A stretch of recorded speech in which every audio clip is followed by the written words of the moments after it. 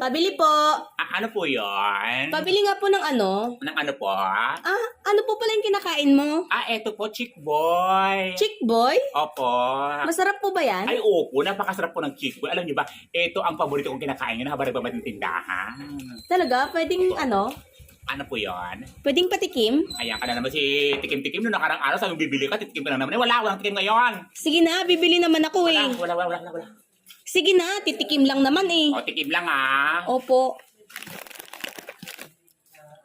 Ay, masarap nga. Oo, sabi sa'yo, syempre, chick boy yan. Masarap talaga yan. Ano naman to yung mga nasa tabi mo? Eto po, chick boy din po yan. May iba't ibang mga flavor. Meron po tayong green peas flavor, may barbecue, may spaghetti, may cheese, may onion and garlic. Diba?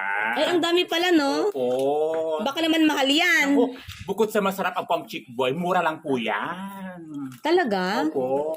Pwedeng ano? Ano po yan? Pwedeng pautang mo na ng 5? Aray! Nakakaloka ka. Puro ka na lang utang din. Nung nakakaloka, utang ka na naman. Puro ka na lang utang, nakakaloka. Labas ka. Bibili ko sa'yo